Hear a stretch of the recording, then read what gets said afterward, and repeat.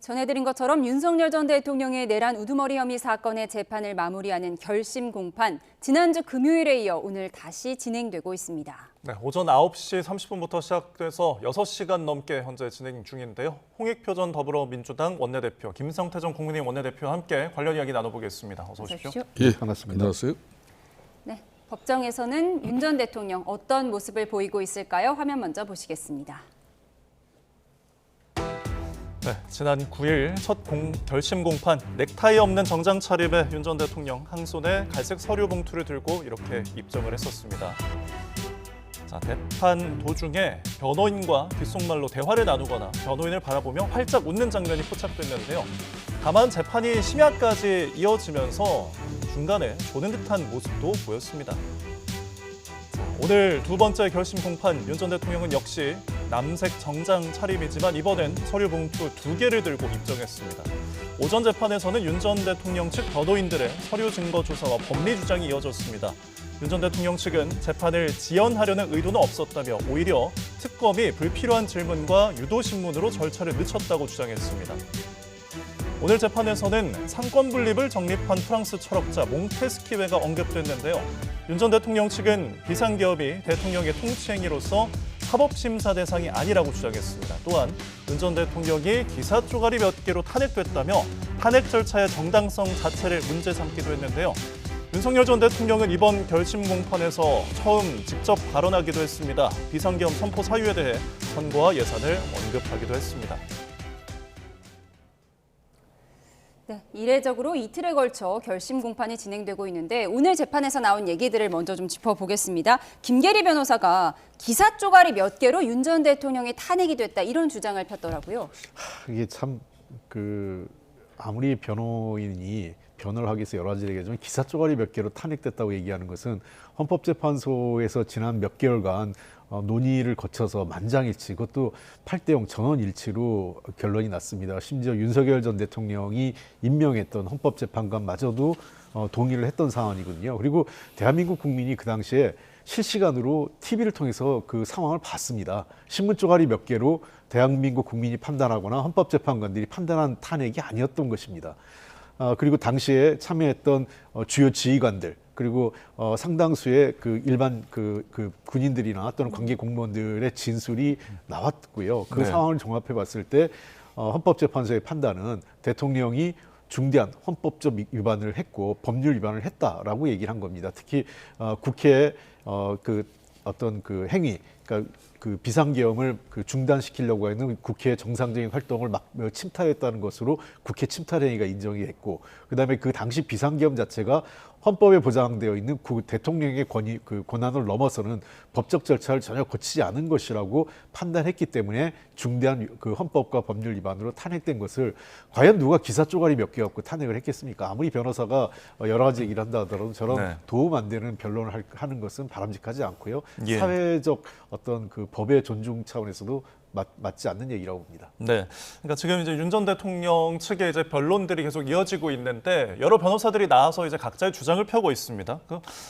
배보은 변호사 같은 경우에는 이제 몽테스키웨를 언급했어요. 이게 이제 상권 분립을 공부하는 사람들이면 다 들어볼 만한 이름이잖아요. 이 계엄의 정당성에 대해서 좀 주장을 한 것 같은데요. 그러니까 계엄의 12.3 비상계엄은 그러니까 대통령으로서 행사할 수 있는 그런 비상대권의 한 수단으로서 비상계엄을 이렇게 선택한 것이다. 그렇기 때문에 이거는 대통령으로서 헌법상에 보장되어 있는 대통령의 권리를 행사한 거기 때문에 이게 내란죄가 아니다 이런 이제 입장인데 좀 전에 이제 홍익표 대표님 말씀처럼 이제 김계리 변호사 같은 경우도 이게 본인이 유튜브를 하고 있으니까 상당히 이런 법정에서도 그런 유튜버 그런 시청자들을 의식한 상당히 자극적인 발언이거든요. 예. 저게 이제 다음 이제 김계리 변호사 유튜브에 아마 그게 흔히 말하는 리더 제목이 될 거예요. 저런 거에. 저런 부분에 대해서는 결론은 뭐 국민 여론으로도 우리 윤석열 지금 현재 전 대통령이 또 재판에 별로 도움이 되지 않는 내용이에요. 그러니까 그런 측면에서 지난 9일 날도 이제 15시간에 되는 재판을 통해 가지고 특히 이제 김용현 측 피고인 변호인 측이 상당히 국민적 상식을 넘어서는 그런 변론 활동 네. 그런 부분에 대해서 지탄의 대상이 됐단 말이에요. 그렇듯이 이제 오늘 어렵게 다시 이제 변론을 종결하고 결심 공판이 이루어지고 있는 측면에서도 이 변호인들이 어떤 변론을 하느냐 이 국민 정서에 상당히 영향을 끼칩니다. 그런 예. 측면에서 뭐 물론 재판은 뭐 헌법과 법률에 따라서 이루어지는 그런 판사 뭐 그 독립성을 어떤 경우든 침해할 수 없지만은 네. 저는 뭐 그런 부분이 지금 현재 윤석열 전 대통령 이 변론에 크게 도움되지 않는 그런 부분에 대한 발언은 변론인들 입장에서도 상당히 절제할 필요 있다. 예, 이른바 이런 말씀 법정판 필리버스터로 변호인들의 재판을 지연시키고 있다. 이런 비판이 일고 있는데 변호인 측에서는 변호인들이 재판을 지연한 것이 아니라 특검이 재판을 지연하고 있다고 주장했습니다. 변호인의 이야기 들어보시죠. 먼저 그 정당한 변론 활동에 대한 악의적인 공격 내지 오해가 있는데 재판 종결을 지연한다는 오해가 있어서 말씀을 드립니다. 피고인과 변호인이 재판 종결을 지연해 얻을 수 있는 것은 없습니다. 이 사건 증거에는 약 600명 이상의 진술인이 있어 매일 증인신문을 하더라도 3년 이상 걸릴 것을 증거 동의로 인해 8개월 만에 종료할 수 있었던 것입니다. 오히려 특검이 신속한 재판이 이루어지지 못하도록 피고인과 직접 관련 있는 증인에 대한 증인신문이 진행되는 것이 필요함에도 피고인과 직접 관련 없는 증인을 소위 최우선 증인으로 선정하여 재판 절차가 진행되었습니다. 지금 마지막 증거조사 절차가 진행 중이고 이 절차를 변호인들이 너무너무 길게 하기 때문에 이례적으로 이틀에 걸쳐 결심 공판이 진행 중인데 변호인들 주장은 특검이 재판을 지연하고 있는 것이다 이런 겁니다. 저게 사실관계가 성립되지 않는 게요. 통상적으로 증인이 많이 하는 경우도 있습니다. 그리고 특히 이 사건 같은 경우는 워낙 관련된 자들이 많기 때문에 많은 증인을 채택할 수밖에 없지만 중복됐거나 또는 명확한 경우에는 증인의 동의하에 그냥 동의서를 받아가지고 가름하는 경우가 빈번하게 있고 이게 일반적으로 재판 절차에 많이 준용되고 있습니다. 또 그리고 최종적으로 변론 과정에서도 그 변호인 측에서 저렇게 장기간을 하는 게 아니라 서증조사를 저런 식으로 하지 않습니다. 그냥 그 서증조사 어떤 서류가 있다라는 언급하는 정도로 하는 거지 그것을 다 읽지 않거든요. 그러니까 지금까지 법원에 했던 관행과 관리를 다 벗어난 거예요. 물론 뭐 자기들은 원칙대로 한다 이럴 수 있겠지만 저것이 어떤 의미를 가지고 있는지 모르겠어요. 법정이라서는 제일 중요한 것은 피고인들이 부당한 어떤 처벌을 받지 않거나 또는 합당한 그 죄의 대가를 치르게 하도록 논증을 하는 거고 그 법에 따라 그것을 그 심리하는 과정인데 저렇게 시간 끌기와 불필요한 사실관계, 분명한 사실관계까지도 제3, 제4 거론하면서 시간을 끄는 것 자체가 제가 보기엔 피고인에게 도움이 안 되고 이번에는 이 재판에 대한 어떤 희화와 권위를 완전히 실종시켰다 이렇게 보입니다. 그래서 저는 이번 그 사건을 계기로 해서요 재판을 저렇게 진행해서 안 되기 때문에 조희대 대법원장과 대법원에서는 앞으로 이 법정 진행과 관련돼서 뭔가 제도 개선을 반드시 해야 되지 않을까 생각을 합니다. 예, 오늘 철학자 몽테스큐에를 언급했던 배보윤 변호사는 오늘 변론 과정에서 이재명 대통령을 언급하기도 했는데요. 들어보시죠. 윤 대통령 사건에 대해서 같이 재집중의 행위인데 그렇다면 그 심리는 섣불리 법원에서 판단을 해서는 안 될 것입니다. 그것이 사법권의 독립을 부여하고 객관적인 공정성을 부여한다면 모든 대통령에 대해서 직위에 대해서 그대로 적용이 되어야 할 것입니다. 만일에 대통령에 대해서 이 피고인 윤 대통령에 대해서 본안 판단을 하고자 하신다면 이재명 대표의 공직선거법 위반 파기환송 재판을 개시하여 판단을 해야 마땅할 것이고 마땅하다고 생각됩니다. 네, 지금 저희가 이제 결심 공판에서 윤 전 대통령 측의 이제 주요 변론이 이어지다 보니까 변호인들의 이야기들을 저희가 다루고 있는데 잠시 후에 이제 특검의 최종 의견 진술이 진행이 되면은 저희가 또 녹취를 좀 들려드리겠습니다. 일단은 이제 배보윤 변호사가 어쨌든 아까 연장선인데 계엄의 정당성에 대한 부분 사법 대상이 아니다. 그런데 여기서 이제 추가로 언급된 게 이재명 대통령의 재판을 언급했습니다. 어떻게 보셨습니까? 이재명 대통령의 재판을 언급한 부분에 대해서는 이제 그만큼 이제 윤석열 전 대통령의 13 비상계엄이 대통령으로서 취할 수 있는 비상 대권의 일환인데 그걸 가지고 이제 그 비상계엄 부분은 지금 현재 내란죄로 이렇게 법정에서 재판이 이루어지는 것이고 또 진행됐던 이제 이재명 대통령의 공직선거법 위반 대법원에서 파기 한송이 이루어졌음에도 불구하고 재판이 안 된다 그 이야기거든요. 그런데 이제 그 판단도 이제 결국은 어느 누가 관여를 한 게 아니죠. 사법부의 독립적인 차원에서의 그 각 재판부의 이제 주심 판사가 한 행위예요.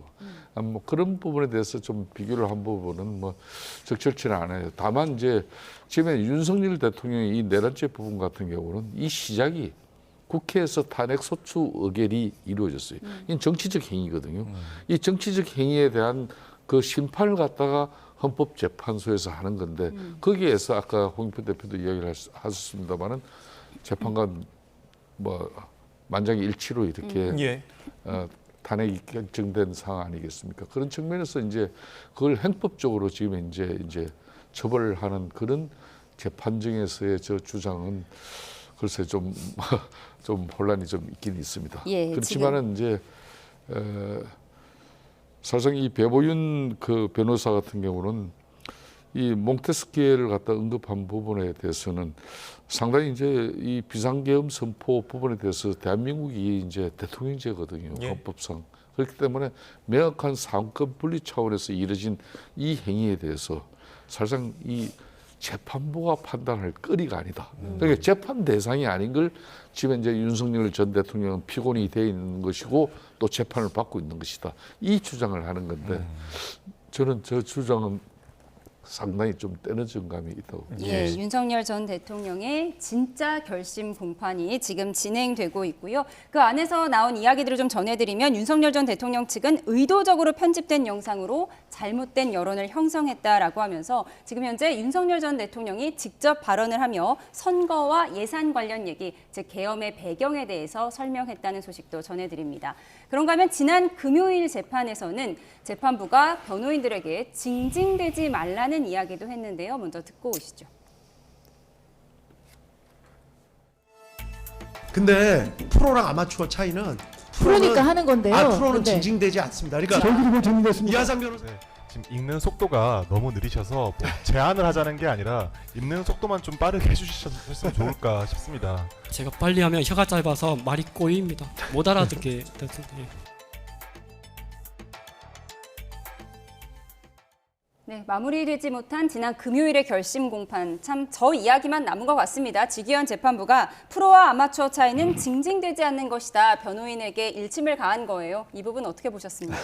뭐 오죽했으면 그럴까 이런 생각이 듭니다. 사실 지기현 판사가 이번에 재판 진행 과정에서 굉장히 그 사법부 안팎에서 비판이 높았습니다. 뭐 민주당에서뿐만 아니라 꼭 민주당 지지자가 아니라 하더라도 사법부에 있는 다른 동료 판사들조차도 굉장히 국민적 관심이 높은 중대한 그 내란과 관련된 전직 대통령에 대한 판결인데 이 판결을 너무 유하게 그리고 너무 좀 희화하는 거 아니냐 이런 좀 그 문제 제기가 많이 안팎에 있었는데 막판에 그래도 속도를 좀 내고 있어요. 근데 그 지기현 판사 입장에서는 징징댄다는 말 자체는 아마 저 사람 입장에서는 굉장히 센 표현인 것 네. 같아요.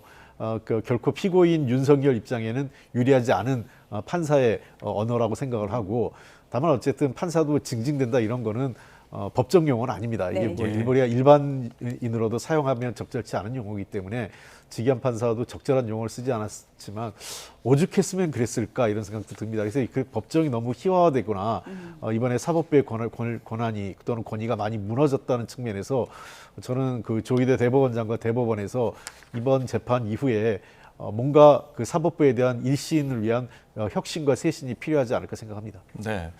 자, 지금 이제 재판의 진행 내용, 재판부에 대한 이야기도 좀 설왕설래가 오가는데 지금 이제 금요일에는 김영은 전 장관 측의 변호인들이 거의 종일 이제 변론을 했고 오늘은 이제 윤 전 대통령 측 변호인들이 6시간에서 뭐 8시간까지도 이제 변론을 하겠다라고 지금 어떤 알려져 있는 내용입니다. 이런 재판 마라톤 진행은 좀 어떻게 보십니까? 그러니까 이제 이게 뭐 증거조사 시간이 이제 상당히 길어지는 건데 증거조사는 뭐 피고인 측에서도 할 수 있는 거고 특검 쪽에서도 하는 건데 네. 이게 뭐 7, 8시간 이렇게 걸린 경우는 참 찾아보기 힘든 내용이죠. 문제는 이렇게 법정에서 저렇게 공방이 이루어진 내용을 바로 또 이 변호인들이 나가서 밖에서 또 그대로 유튜브로 또 틀어댄단 말입니다. 자기 입장을 가지고 이러다 보니까 참 이 법정의 신성함이라는 게 이게 다 지금 무시되어져 버리고 희화돼 버리고 뭐 그러니까 그 밥에 그나물 형식으로 이제 그런 재판을 진행하는 이제 직위원 지금 부장판사도 많은 막 논란의 대상이고 네. 또 이제 이 뭐 지금 내란죄 관련해 가지고 이제 윤석열 대통령 변호인 측이든 뭐 김용인 측 변호이든 해필이면 이 변호인들도 다들 그냥 언론을 갖다 너무 의식하는 그런 예. 분들이에요. 그러다 보니까 이 재판이 정말 진중하게 신성하게 엄중하게 이렇게 진행되는 건지 국민들도 이게 새로운 재판의 패턴을 보고 있는 거예요. 이게 참 저는 그런 측면에서 오늘 밤에도 자정쯤에 이게 또 뭐 정말 검찰 구형까지 나고 최후 진술까지 있을 수 있을까? 지금 현재로서는 진행상 보면 의구심이 든다라고 하셨습니다. 앞서 변호인들의 자극적인 유튜브 제목을 뽑으려고 이런 진술을 하는 것 아닌가 이런 말씀을 해주셨는데 재판부는 이번에는 반드시 재판 끝내겠다고 방침을 밝혔습니다. 네, 앞서 노골적인 재판 지연을 벌인 김용현 전 장관 측 변호인은 재판부를 비난하는 영상까지 따로 올리기도 했습니다. 그 장면을 보고 오시죠. 저희들이 사실은 강력하게 전리적으로 싸웠기 때문에 앞에서 끌고 나가라라고 협의가 됐습니다. 또 다른 변호인분들 또 하고 멋지지 않습니까 이 작전? 직위원이가 또 맞장구 쳐드려야 하는데 이렇게 너스레를 떨었습니다. 그렇다고 해서 직위원이 우리 편이냐? 그건 절대 아닙니다 여러분. 저런 말에 속아서는 안 됩니다.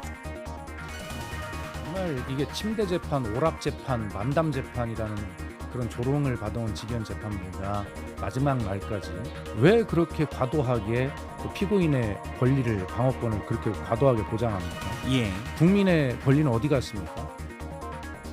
직위원 판사를 비판하는 분들도 되게 많은데 우리 형사소송법의 기본 원칙은 아시겠지만 서류는 낭독하게 되는 게 원칙이에요. 변호인이나 피고인 측에서 아니에요, 우리는 원칙대로 하게 다 낭독할게요. 그러면 그 많은 몇만 페이지 되는 걸 다 읽어야 돼요. 소송지권을 좀 적극적으로 행사할 필요는 있는 것 같은데. 네, 박수현 수석 대변인은 침대 재판, 오락 재판, 만담 재판이다 이런 비난을 해주셨는데 현익대 변호사는 또 서류를 낭독해야 하는 어떤 불가피성도 있다 이런 얘기를 하긴 했습니다. 아까 제가 그 원칙과 그 어떤 그 운영의 묘라고 말씀을 서두에 말씀드렸지 않습니까? 실제로 그 이 증거 그 관련된 서류를 읽게 되는 건 맞아요 법정에서는. 그러나 그렇게 읽은 사례는 거의 없습니다. 그렇죠. 그렇게 될 경우에는 판사들도 그 재판을 정상적으로 할 수 없고 지금도 그 해당 판사들마다 지금 밀려 있는 재판이 한두 건이 아니라 그 몇천 건씩 되고 있는 거 아니에요. 1년에 맡아 있는. 저런 식으로 한다면 제가 보기엔 1년에 재판할 수 있는 건수가 몇 개 안 됩니다. 그러니까 그 통상적으로 어느 재판소나 그 누구나 다 아는 사실 그리고 특별히 쟁점이 되지 않는 것은 자료가 있다라는 정도로 자료를 그 읽고 어떤 자료라는 것을 서증이라고 그러죠. 그래서 이런 그 서류가 있다라는 걸로 서류의 제목을 읽고 그냥 넘어가는 게 일반적인 관행이었어요. 근데 저것을 일탈했고 그 어떤 의도를 갖고 있는 거죠. 매우 중요한 서류를 읽고 어떤 형량이나 또는 범죄 혐의 유무죄와 관련돼서 중대한 서류라면 당연히 읽어야 되죠. 그러나 그렇지 않은 서류를 모든 것을 처음부터 끝까지 다 읽는 것은 어떤 의도, 지연과 판결을 연장시키려고 하는 의도 그 이상도 이하도 아니라 이렇게 보이는 겁니다. 예. 알겠습니다. 지금 재판장에서 전해진 소식을 조금 정리해드리겠습니다. 재판은 9시 20분부터 시작이 됐고요. 지금 4시 12분이니까 7시간 정도 진행이 됐는데 윤석열 전 대통령 측에서 3분의 1 정도 준비된 증거 조사를 3분의 1 정도 진행했다고 주장하고 있습니다. 아마도 이 절차가 또 오늘도 쉽게 끝날 것 같지는 않습니다. 상당히 지연될 것으로 예상되고 있습니다. 알겠습니다. 자, 지금 이제 오늘 최후 진술에 나설 윤 전 대통령이 어떤 말을 할지도 좀 관심이 모이고 있습니다. 일각에서는 40페이지 정도의 분량을 최후 진술로 준비를 했다 이런 내용이 알려져 있는데 그동안에 윤 전 대통령의 발언들을 좀 먼저 듣고 오시겠습니다.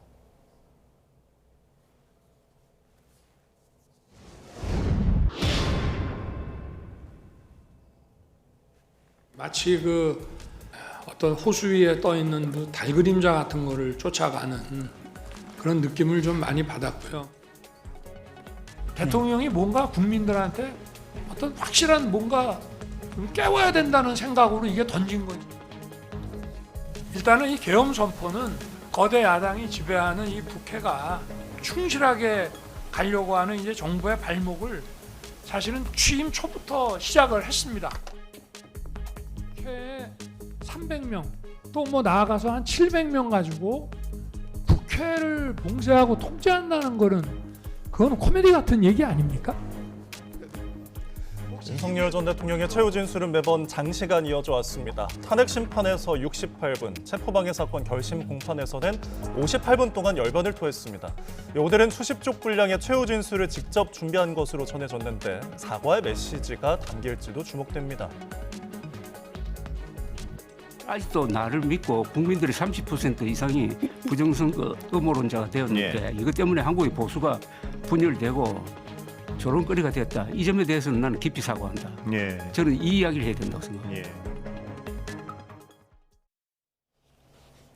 네, 이제 6시간 여인데 윤 전 대통령 측은 3분의 1 정도 한 것이다라고 주장을 한 상황. 그러면 이 최후 진술을 언제 들을지 지금 짐작조차 좀 안 가는 상황인데 이게 아직까지 검찰 구형까지 가지도 못하는 네. 상황이거든요. 예. 그러니까 이제 증거 조사를 지금 하고 있는 거예요. 증거 조사도 지금 현재 3분의 1밖에 안 갔다 그러면 이게 언제 최후 진술, 최후 변론, 검찰 구형부터 해가지고 쭉 이게 이어지겠습니까? 예. 그래서 이제 이 대한민국 형사법 체계에서는 이제 신속 재판 지휘권이라는 게 있어요. 그래서 대한민국 형사소송법과 민사소송법 같은 경우에는 이런 재판의 신속한 그 진행을 갖다 중요한 원칙으로 삼고 있거든요.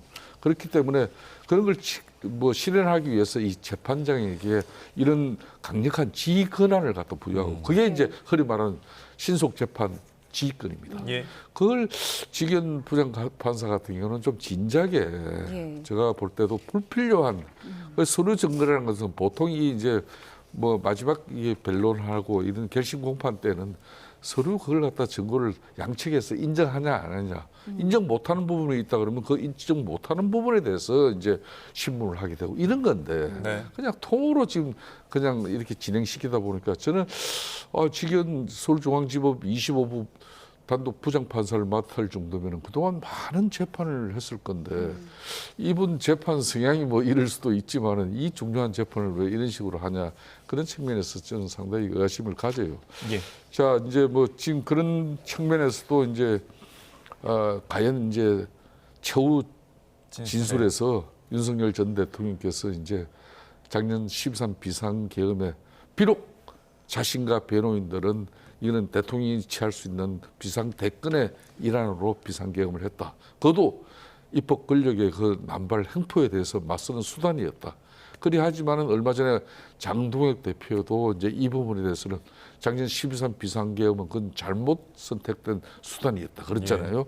그런 만큼 윤석열 대통령 입장에서도 이제는 13 비상계엄으로 빚어진 국가적 혼란과 또 국민들에게 그 엄청난 상처를 안겨준 부분에 대해서 진정 어린 사과 이게 저는 중요하다 봐요. 예. 최후 진술에서 만약 이거 빠지고 또 뭐 자기 주장만 한다 그러면은 우리 국민들 대단히 또 크게 실망을. 예, 지금 현재 증거조사, 마지막 증거조사와 의견 진술이 진행되고 있고 이어서 특검 구형과 윤석열 전 대통령의 최후 진술이 이어질 예정인데 오늘 A4 용지 40쪽 분량의 최후 진술을 준비했다는 얘기가 들리더라고요. 예, 뭐 지금 확인된 건 아니지만 한 네. 40쪽쯤 된다 이렇게 얘기하기 때문에 대략 40쪽이면은 모르겠어요. 이제 그 글자 포인트가 얼마 정도 되냐에 따라 좀 차이 있겠지만 통상적으로 40포인트, 40장이면 거의 한 1시간을 좋게 넘길 수 있는 분량이라고 생각합니다. 그동안 뭐 탄핵 심판이나 지난 12월 결심 공판에서도 1시간 정도 했었죠. 예, 그렇습니다. 그걸 감안하면 대략 1시간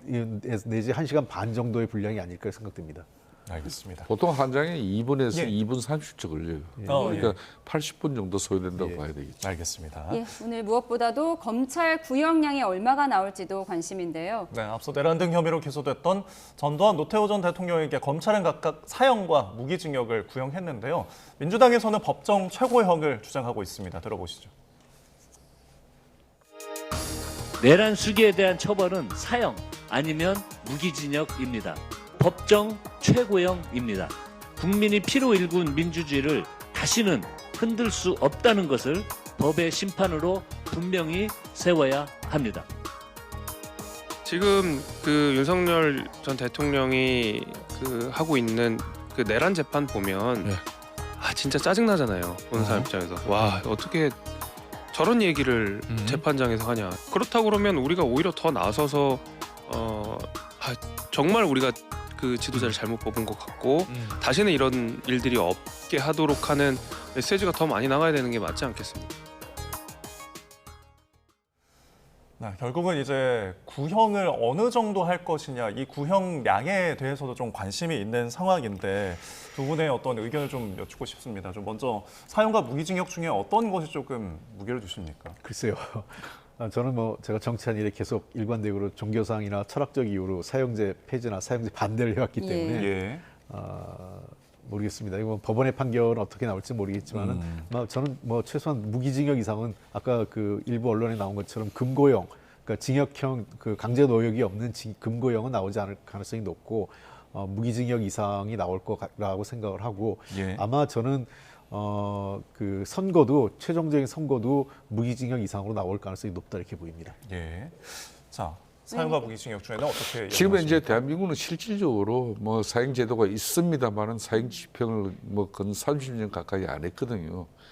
그런 마당이면은 지금 이제 윤석열 전 대통령 같은 경우는 비록 13 비상계엄이 본인의 오판이었지만은 그래도 이제 그로 인한 바로 이제 국회에서 입법 권력이 신속한 계엄 해제 의결을 통해서 국민적 혼란이라든지 국가적 불행은 그걸로 막아졌으니까 그런 측면에서 본인이 이제 진정 어린 어떤 대국민 사과나 반성이 있다 그러면은 이거는 사형 선고까지 하지는 않을 거다 이렇게 봅니다. 그렇기 때문에 지난주에 특검이 9일날 이제 마지막 결심 공판이 있기 이전에 특검 내부에 그 많은 시간을 7시간 넘게 내부적 논의를 했다 그러잖아요. 그런데 이제 거기는 검찰이 특검이 사형 구형으로 가자는 부분도 있고 무기로 가자는 부분, 그 의견이 나눠졌다고 해요. 결론은 이제 최종적으로 특검이 어떤 결정을 하고 오늘 최후 진술 다음에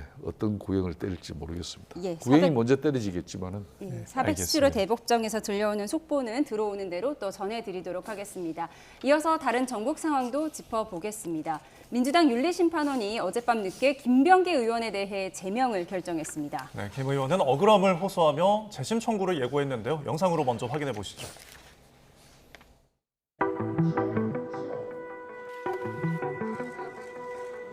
의혹에 대해서 무고함이 밝혀질 수 있도록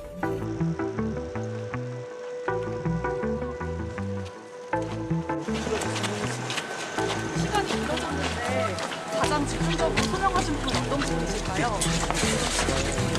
징계 시효 관련해서 말씀하셨을까요? 김병기는 민주당 나가라! 징계 시효가 3년이란 부분 좀 말씀하셨을까요?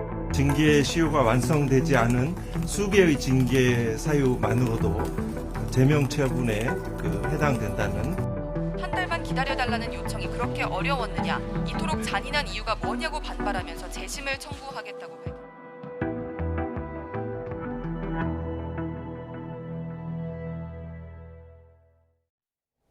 어젯밤 마라톤 회의 끝에 전직 원내대표인 김병기 의원에 대해서 최고 수준의 징계인 제명이 결정됐습니다. 지금 민주당 분위기는 어떻습니까? 합당한 결론을 낸 것으로 보이고 있습니다. 그러니까 특별히 그 윤리심판원의 결정에 이견이 없는 것 같고요, 내부적으로요. 김병기 의원 본인은 당장 재심을 청구하겠다 주장을 했잖아요. 근데 이제 김병기 전 대표가 들어갈 때 얘기하고 나온 얘기가 좀 다른 게 들어갈 때는 자신의 어떤 무죄를 소명하겠다 이렇게 얘기했지 않습니까? 근데 그 나왔을 때 이게 주 핵심은 사실 그 자신의 둘러싼 의혹에 대한 완전한 해명보다는 징계시효 가 지났다라는 어떤 절차적인 문제를 삼았다 이렇게 봅니다. 그러니까 사실상은 이 문제 제기된 자신 관련된 의혹을 깔끔하게 소명이 된 것 같지는 않아요. 그러다 보니까 그 한동수 윤리심판원장 입장은 징계시효가 지난 것도 있지만 징계시효가 지나지 않은 것만으로도 충분히 징계를 할 수 있다라고 입장을 냈고 그 징계 수위는 제명으로 한 것 같습니다. 이것은 제가 보기엔 이미 다 안팎에서 어느 정도는 두 가지 중에 하나였다고 봅니다. 출당 또는 제명 이 둘 중에 하나였기 때문에 최고 수준의 징계를 윤리심판원에서 내린 것 아니냐 이렇게 보입니다. 알겠습니다. 좀 사태가 장기화될 것으로 보이는데요. 이 부분도 저희가 추후에 짚어보도록 하겠습니다. 자, 오늘 그리고 이재명 대통령이 일본 다카이치 사나에 총리와 정상회담을 가졌습니다. 앞서서 이제 확대 회담이 종료됐다는 속보도 저희가 전해드렸는데 지금 다카이치 총리의 고향인 나라현에서 열립니다. 이곳을 왜 정상회담 장소로 좀 배경을 짚었을까요? 그러니까 이재명 대통령이 지난번 이제 경주 에이펙 때 내가 이제 일본을 방문을 할 것인데 다카이치 총리 당신 고향 거기를 직접 방문하고 싶다. 그래서 이제 이게 이루어진 건데 상당히 이례적으로 또 다카이치 총리 같은 경우도 자기 고향, 자기 지역구에 또 이재명 대통령이 이렇게 방문을 한다 그러니까 하루 전에 그러니까 어제부터 저기를 내려가 가지고 오늘 이재명 대통령을 맞이하는 그런 어떤 정성은 상당히 이례적이고 지금 보시면 그러니까 얼굴이 뭐 굉장히 장관급이나 환합니다. 호텔 차원에서 이런 어전이 아니라 총리가 직접 어전을 펼치는 그런 아주 긴밀한 그 우호적 관계를 갖다 보여주는 그런 대목이었어요. 그렇기 때문에 이번 나라현 방문은 이재명 대통령 입장에서는 일본 측에 상당히 호의에 또 하답하는 그런 한일 정상회담이 이루어지는 거고 내용 입장에서도 그동안 이제 한일 관계가 60년 그러니까 한갑을 맞이했는데 앞으로 새로운 또 60년을 가자 그러면서 지금까지 갈망할 만한 성장 발전을 이뤘는데 한국은 일본, 일본은 한국 서로 양국이 큰 힘이 됐다. 그렇기 때문에 앞으로도 그렇게 가자. 그렇기 때문에 이제 과거서 문제 가지고 이렇게 논쟁을 또 피하면서 하여튼 뭐 저는 한일 관계를 윤석열 전 대통령이 그나마 좀 잘해낸 게 한일 관계 정상화 시킨 건데 이걸 이재명 대통령이 그 바톤을 계속 이어서 스텔 외교까지 이어서 간다는 것은 뭐 이건 좋은 일이라고 보고 있습니다. 한일 정상회담, 한일 정상이 만나는 조금 전의 모습을 저희가 화면으로 보여드리고 있고요. 잠시 후에는 공동 언론 발표도 있을 예정입니다. 그런데 한일 정상회담이 이재명 대통령 취임 후 5번째고 또 다카이치 총리가 취임한으로는 2번째입니다. 굉장히 자주 만나는 거잖아요. 그렇습니다. 뭐 이게 원래 그 옛날 이명박 대통령 때부터 그 셔틀 외교 시작을 했기 때문에 저는 뭐 충분히 뭐 자주 만날수록 나쁜 건 아니다. 특히 한일 관계는 최근에 그 중국 변수 그리고 또 미국의 그 대통령 트럼프 대통령의 변수 등에 따라 한일 간의 협력할 내용이 많아요. 그리고 아까 말씀하신 대로 이 나라 지역이 일본 그 헤이안 시대의 그 유물 유적이 많은 지역이기 때문에 우리나라로 보면 경주하고 유사하죠.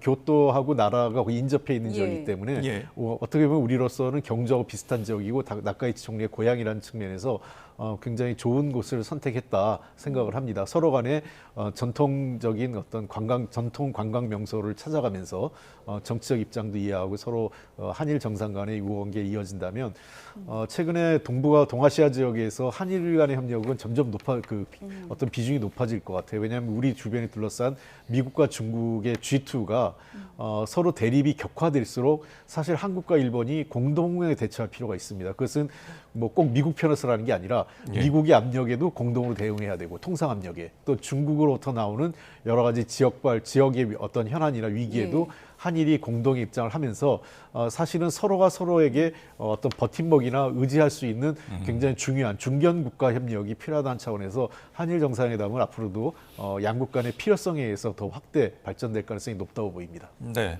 그러니까 버팀목 차원에서 좀 우리가 밀접하게 이제 관계를 잘 맺어야 된다라는 부분을 짚어주셨는데 지금 이 앞서서 중국과 이제 정상회담을 하고 그리고 이제 일본과 정상회담인데 지금 배경이 또 중국과 일본 사이에 좀 갈등이 있는 상황에서 앞서서 NHK 인터뷰를 이재명 대통령이 가졌지만 그 부분에 대해서 깊이 관여할 문제가 아니다라고 했습니다. 그래도 우리가 이 삼각 구도가 좀 어떤 입장을 취하면서 우리가 외교를 해야 될지 이 부분에 대한 의견이 있으실까요? 그러니까 이재명 대통령이 이 외교 분야 쪽에서는 실용주의적으로 어느 국가에도 그렇게 함몰되지 않으면서 상대적인 그 국가에 대해서도 또 이런 반감도 가지지 않는 정도로 이렇게 하고 있어요. 그렇기 때문에 지난번 이제 중국 방문을 통해 가지고 시진핑 주석하고의 그 한중 정상회담은 상당히 그 예의주시했습니다. 미국의 트럼프 대통령도 그렇고 일본의 다카이치 총리도 그렇고 그렇지만은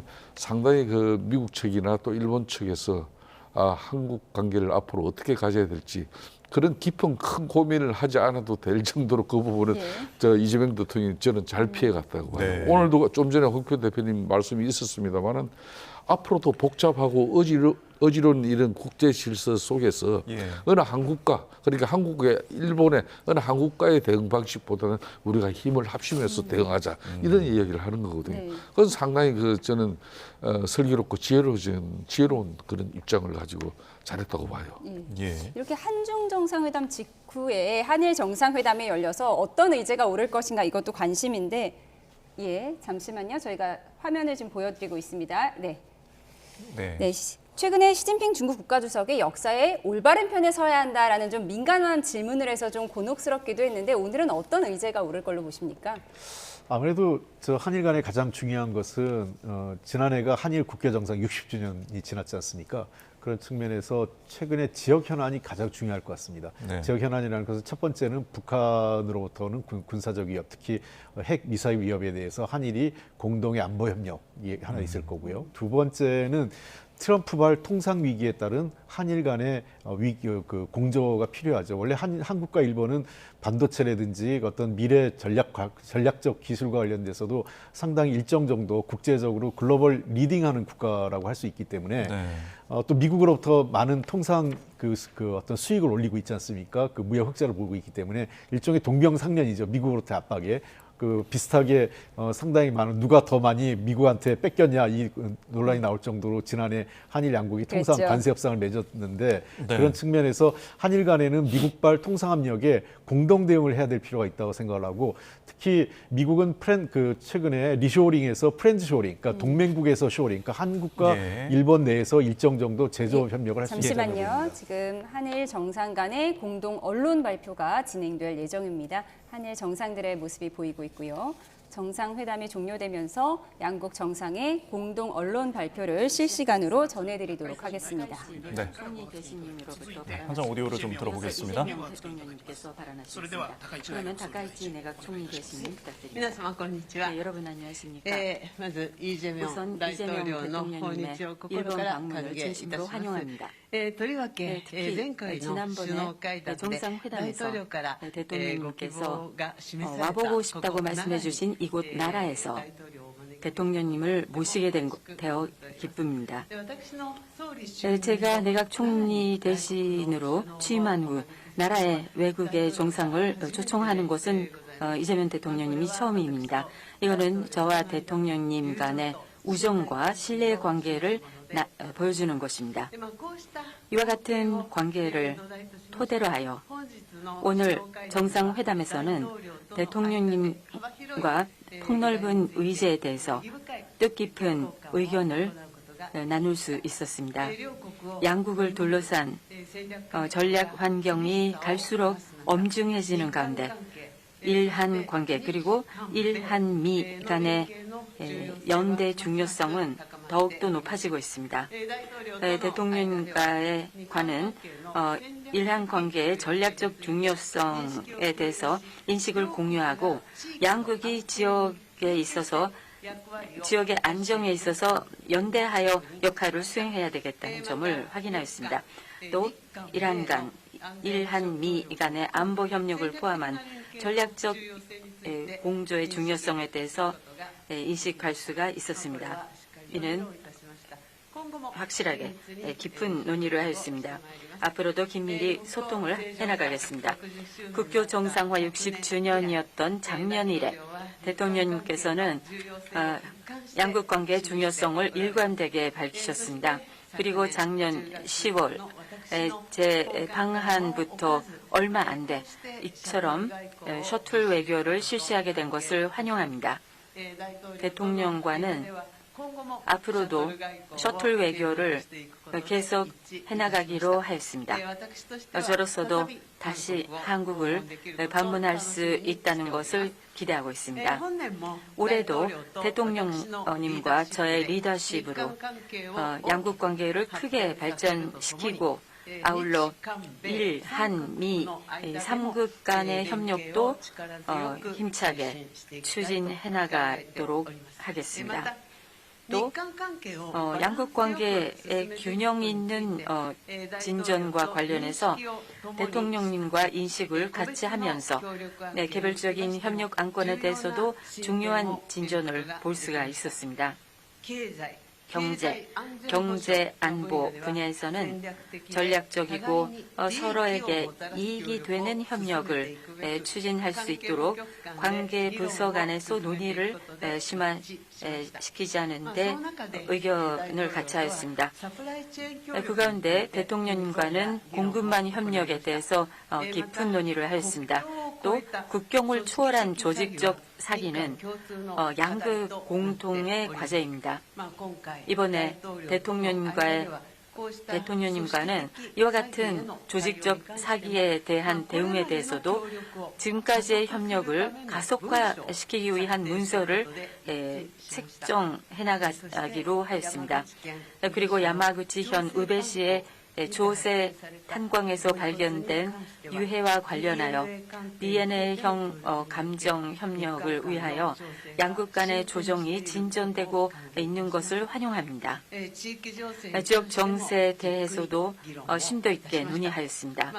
그 결과 현화의 전략 환경하에서 양국 간의 긴밀한 연대를 확인하였습니다.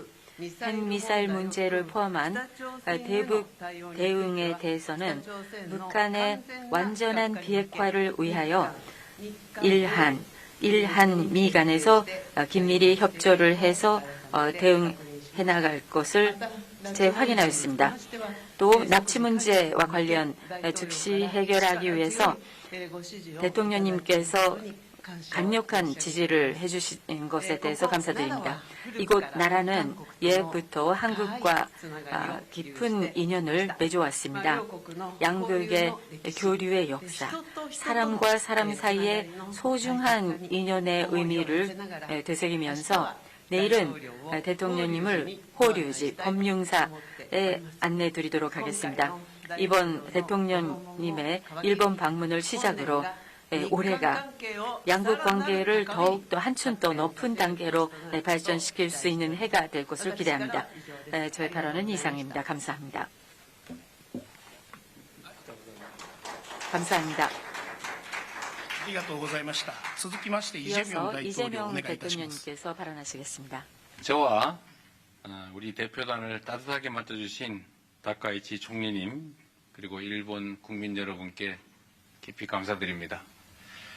지난해 10월 다카이치 총리께서 취임 직후에 대한민국 경주를 방문해 주셨고 이번에는 제가 석 달 만에 한국 대통령으로서는 처음으로 이 나라 지역을 방문했습니다. 경주와 나라는 모두 고대 문화와 전통 그리고 유구한 역사를 간직한 고도이자 한일 간의 교류와 협력의 역사를 상징하는 도시입니다.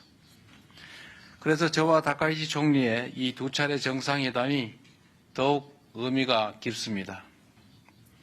먼 옛날 이곳에서 우리의 조상들은 서로 마음의 문을 열고 기술과 문화를 나누며 함께 손을 잡고 발전해 왔습니다.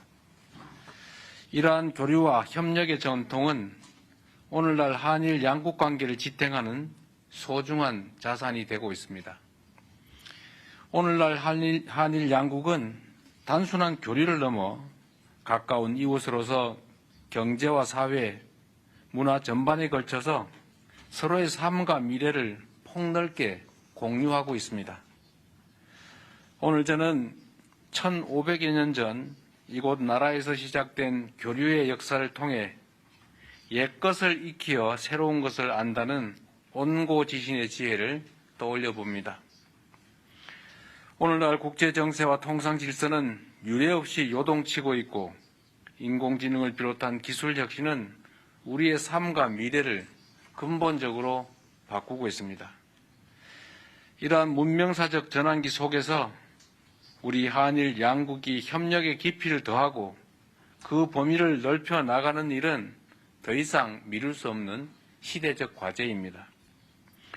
오늘 정상회담에서 저와 다카이치 총리는 그동안 양국이 정착시켜온 셔틀 외교의 토대 위에서 양국 간 미래지향적 협력을 지속하기 위한 실질적인 방안들에 대해서 폭넓게 논의했습니다.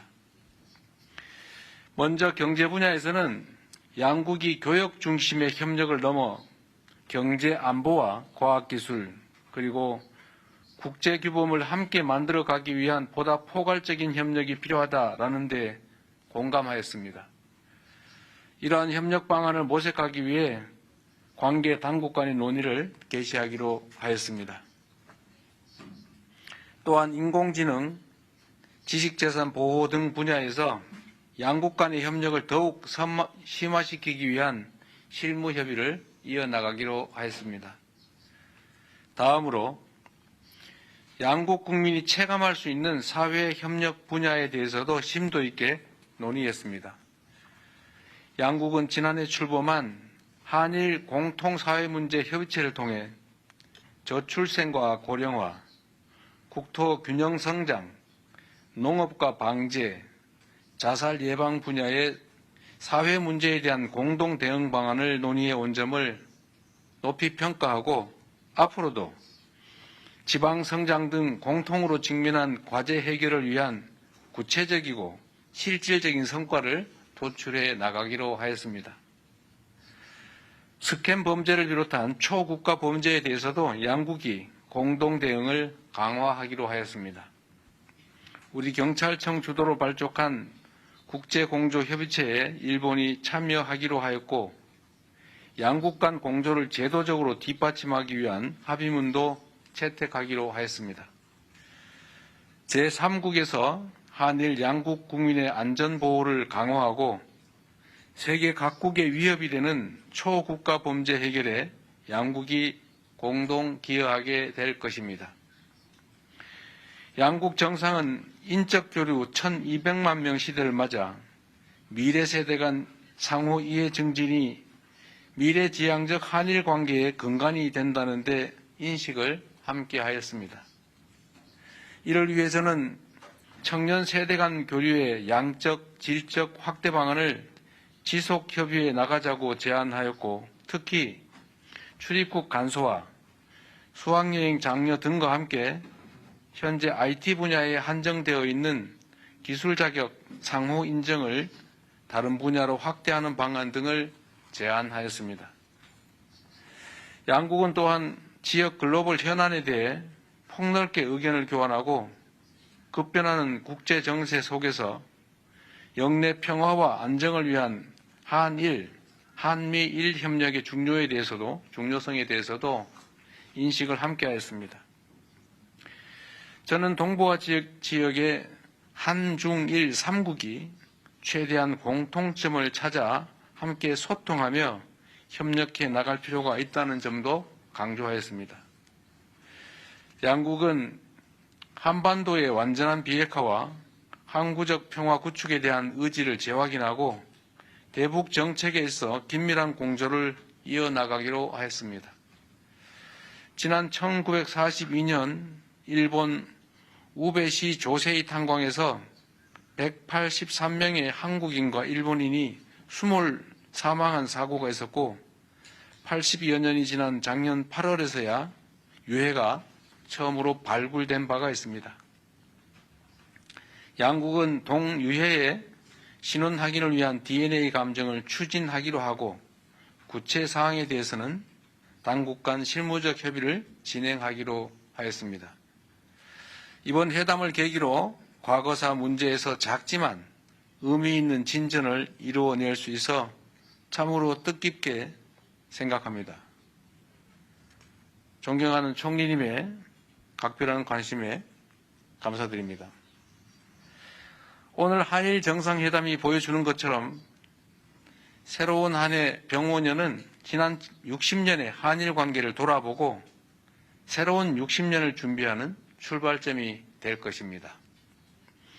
저와 다카이치 총리가 진솔한 대화를 통해 서로를 더 깊이 이해하고 한 걸음 더 가까워진 것처럼 올해가 한일 양국이 그리고 한일 양국민이 더욱 밀도 있는 교류와 협력을 통해 진정으로 더 가까워지고 함께 미래를 향해 힘차게 나아가는 새로운 60년의 원년이 되기를 진심으로 기대합니다.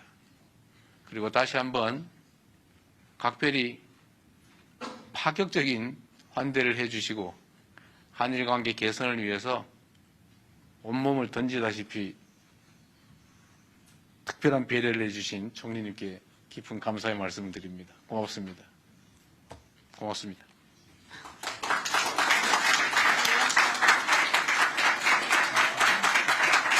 일본을 방문 중인 이재명 대통령, 타이치군과 정상회담을 마치고 직접 결과를 설명했습니다. 실시간으로 보내드렸고요.